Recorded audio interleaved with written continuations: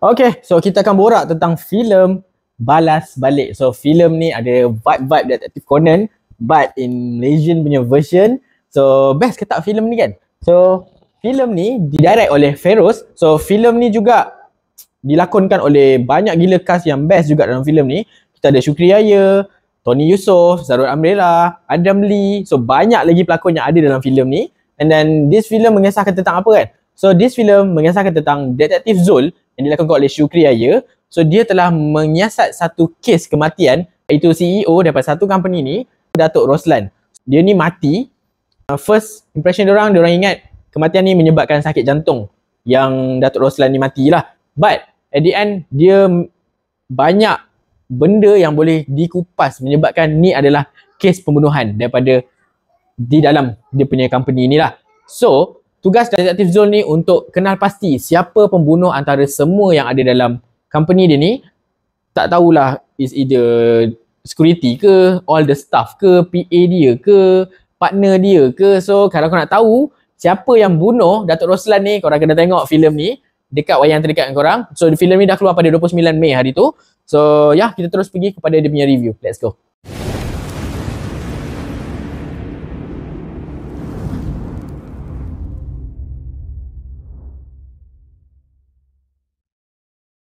Welcome back to Anas Izwan Channel. So today kita akan review tentang filem Balas Balik. So filem ni berunsurkan thriller crime. So dia macam Detektif Conan punya genre lah, tapi versi Malaysia.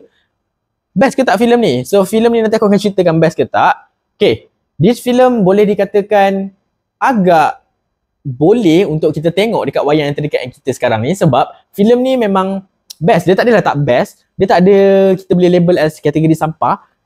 But nanti aku cerita pada dia punya review. So before aku start aku punya review, jangan lupa like, share and subscribe aku punya YouTube channel. Bantu aku achieve 1000 subscriber untuk aku punya channel ni. So kita akan pergi dulu pada benda yang aku minat. Nombor satu yang aku suka dalam filem ni adalah Syukri Yahya. So kita dapat tengok baru-baru ni Syukri Yahya berlakon dalam Blood Brother. Yang watak dia memang kita boleh kata as a villain dalam filem Blood Brother tu. Tetapi dalam filem ni dia membawa watak seorang detektif, iaitu Detektif Zul. Lakonan yang dia tunjukkan dalam filem ni memang berjaya as a detektif. So nampaklah cara dia problem solving dia punya case tu memang nampak okay, just nice. Aku amat suka cara Syukri Yahya olah watak dia dalam filem ni. Gempak. Aku tak adalah kata dia kurang memuaskan, tapi bagi aku okay lah. Dia bawa watak ni dengan jayanya. Tak lupa juga dengan karakter-karakter yang lain untuk dalam filem ni lah. Okay, tu nombor satu yang aku suka dalam filem ni, lakonan Syukri Yahya. So nombor dua yang aku suka dalam filem ni adalah dia punya idea and concept yang dia gunakan dalam filem ni. And banyak gila momen-momen yang suspend, and then momen-momen yang buat kau berfikir siapa yang bunuh Datuk Roslan ni sebenarnya kan. So aku suka momen-momen macam tu, membuatkan dia movie ni bukan show and tell. Kau kena fikir sendiri siapa yang bunuh dalam filem ni. So sama juga macam kau tengok kartun Detektif Conan tu kan. Kau duk fikir siapa bunuh kan. Same, benda tu akan ada juga dalam filem ni. So aku amat suka in term of dia punya moment dalam filem ni lah. Itu nombor dua. Nombor tiga yang aku suka dalam filem ni adalah dia punya one shot. Dia ada, aku rasa a few scene yang ada one shot. And then one shot dia quite nice. It's really good lah dia punya one shot tu. Memang nampak shot tu memang cantik dalam dia punya shot yang dia buat dalam filem ni. Itu nombor tiga lah. So far itu saja benda yang aku suka about this film. So kita pergi terus pada benda yang aku tak minat dalam filem ni. So untuk filem Balas Balik ni ada a few things juga benda yang aku tak minat dalam filem ni. So nombor satu adalah filem ni dia punya plot dia agak draggy, dan ada scene yang tak perlu ada, and ada juga scene yang tak ada explanation. So aku amat kurang memuaskan lah, kurang seronok bila tengok momen-momen macam ni, sebab dia draggy tau. Filem ni tak silap aku 2 jam kot, tak silap aku. Tapi ada scene yang kau tak perlu ada pun dalam movie tu pun, movie ni akan jalan macam biasa pun. Sebab ada satu scene tu dia patah balik lama sangat. So aku rasa tak perlu kot nak sangkut pautkan dengan benda-benda macam tu. So kalau kau nak tahu apa benda tu, korang kena tengok lah filem ni. Nanti korang akan faham apa yang aku maksudkan. So itu nombor satu yang aku tak suka. Nombor dua dalam filem ni adalah dia punya CGI. Ada, tak silap aku ada 2 scene yang menggunakan CGI. Memang nampak kartun gila. So ada satu scene tu yang kena tikam. Memang darah tu memang nampak, percik-percik tu memang nampak CGI betul lah. So itu nombor 2 yang aku tak suka. Nombor 3 yang aku tak suka dalam filem ni adalah lakonan dan skrip yang digunakan dalam filem, dalam movie ni tak ada a few yang memang tak nampak natural.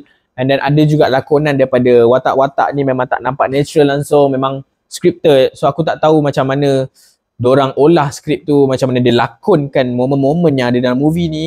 So dia agak potong mood sebab memang nampak jelas tak natural langsung. Macam Tony Yusof, Syukri Yahya, Zarul Amnillah. So watak dorang ni okay. But ada cast-cast yang lain, boleh aku katakan Adam Lee dalam movie ni pun memang nampak cringe juga. Aku tak tahu kenapa kan. Sebab baru-baru ni aku ada tengok macam past film is Babah lah.